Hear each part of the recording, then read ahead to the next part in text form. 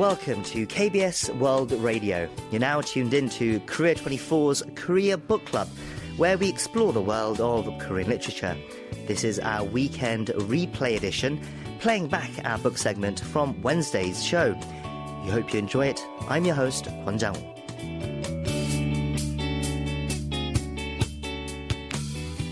Once again, we have joining us in the studio our literary critic, Barry Welsh. Barry, hello. It's great to see you again. Yes, hi. Great to be back. Okay, so what book are you introducing to our listeners today? So this week we are reviewing a short story from the early 1980s called Wayfarer. The Korean title is 순례자의 노래, and the writer is Oh Jung-Hee, and it was translated by Bruce and Ju-Chan Fulton.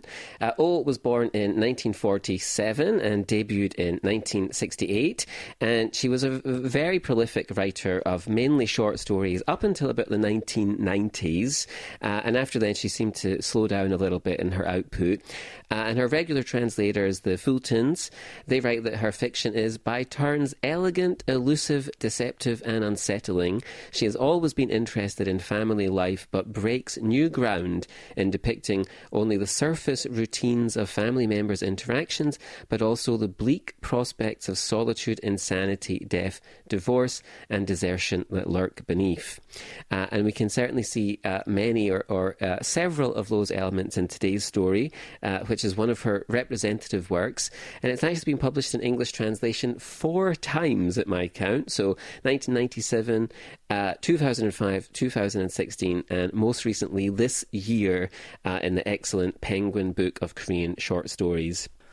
Wow, so published 4 times in English over the years. I'm assuming it's the same translation by the Fultons, but just published in 4 different collections. Yes, that's right. So it's their translation, and right. It just keeps getting published in these sort of new collections of Korean short stories. Yeah, sure, but still, the fact that it's been published 4 times show how affecting the story must be. Right. Yeah, absolutely. So, what is it about? What's the basic premise of the story? Okay, so the story is told from the perspective of a woman called Hye-ja, and at first the story doesn't reveal exactly what situation Hye-ja is in, but as the story unfolds, we slowly piece together the events leading up to the current predicament that she finds herself in.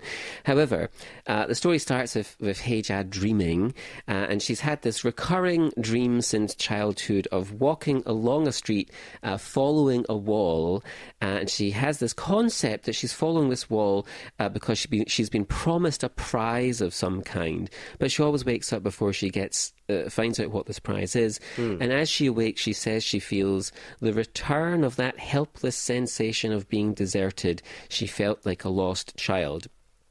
So, the story is about why Hye-ja has been abandoned, where are the husband and daughter that she refers to and drops hints to. Have they died somehow? Has there been some kind of accident? Where has Hye-ja been? We know that she's returned from somewhere, and how has she ended up alone in her old family house? And now that she has been abandoned or deserted for reasons that aren't yet clear, what does she do now? What does she do with her life? What can she do? Is she able to do anything? How will the world react to her now that she's without her family? And so the story sets about answering these questions. And the Fultons write in their introduction that in this story we can see that as recently as the 1980s, Korean women reigned at home as usual, but might face stark despair if suddenly deprived of their life in the domestic sphere. Hye-ja has been deprived of this life for some reason, and Oh's story explores why and what the impact is, and in doing so gives us a very painful and sharp psychological portrait of Hye-ja. Right, so it's a sort of exploration about a woman's place in society as well, or perhaps the lack of a place, should we say, particularly when it's taken out of the context of the home. So then how does the story explore these themes carrying on? Where does the story take us? The story revolves around these themes of self-discovery and personal transformation. The story follows Hye-ja as she embarks on a real journey and a metaphorical journey. It leads her to confront her past experiences and find some kind of meaning in her present life.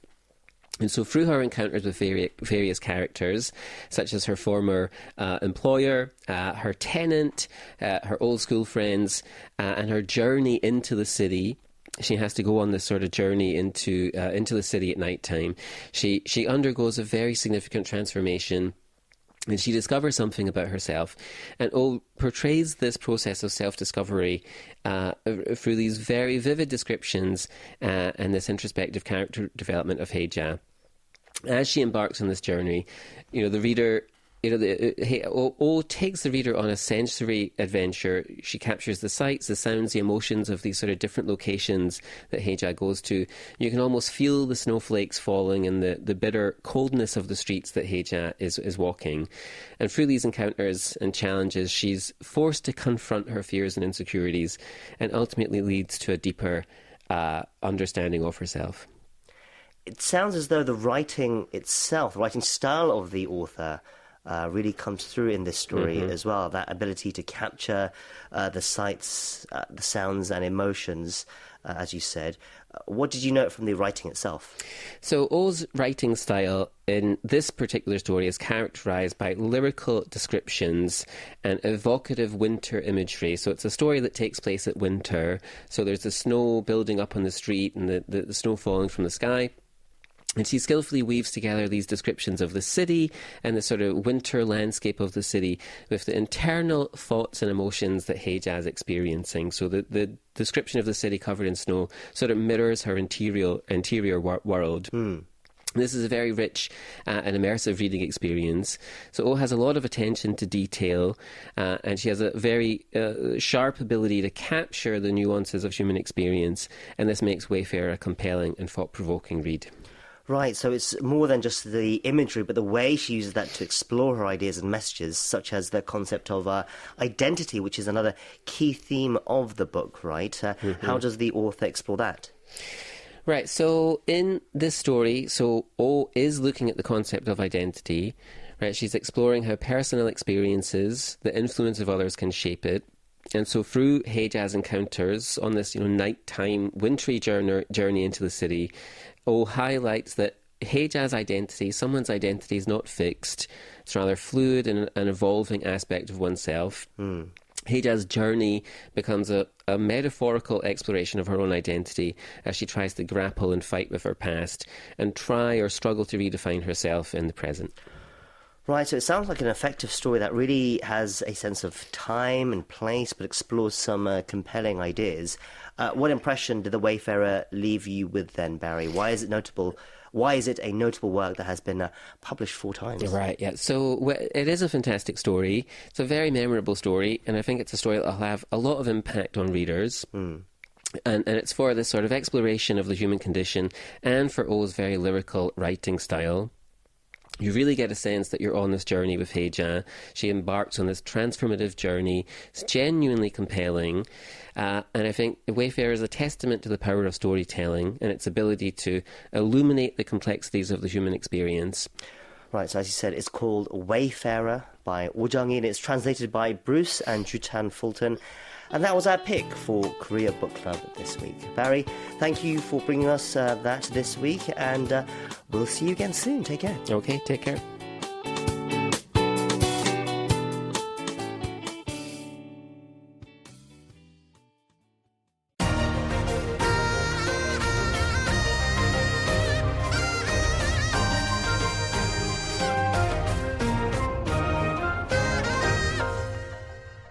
KBS World Radio.